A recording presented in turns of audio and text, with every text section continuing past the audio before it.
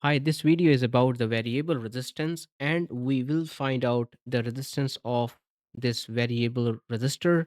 And we are given the IV graph, the current voltage graph across this resistor. Now, this circuit is not given in the original circuit in a original question, but I have shown you this diagram so that you can understand how did we collect the data. So we always connect an ammeter in series, and we always connect a voltmeter in parallel to that circuit component across which you want to get the voltage or potential difference. So this is our variable resistance, which we want to find out. And why it is variable? Because the current and voltage graph is not showing us a linear or proportional line, and it shows us that the current is decreasing. The rate of this current with respect to voltage is decreasing. Okay, so means that the slope or the gradient of this graph is decreasing. Anyways, this is a fixed resistor which we are not interested, and I'm sure you know that this is a cell, not an ideal cell. That's why it have a internal resistance as well. Anyways, so when the current flows, the voltage will change across this variable resistor.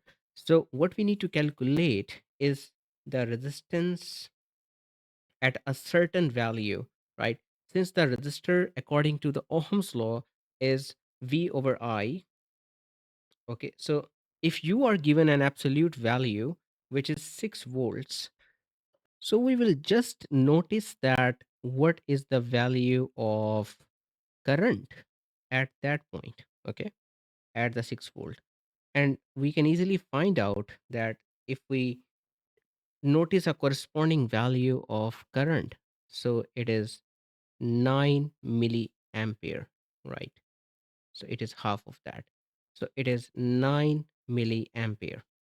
So the resistance should be equals to 6.0 volts divided by 0.009 ampere, and this is volt. So the resistance answer should be in ohms, but here please make it sure that you should represent your answer in correct significant figures.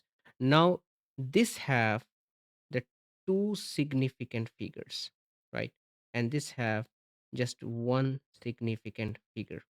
So we will round off and we will write our answer uh, in two significant figures. So what calculator gives me 666.6 up to so on, which I can write like this. But if you take care of the significant figures, so if I round it off up to the two significant figures, then it must be equals to 670 ohms. So this 6 and 7 are certainly the significant figures. That's why the right answer is option C, 670 ohms.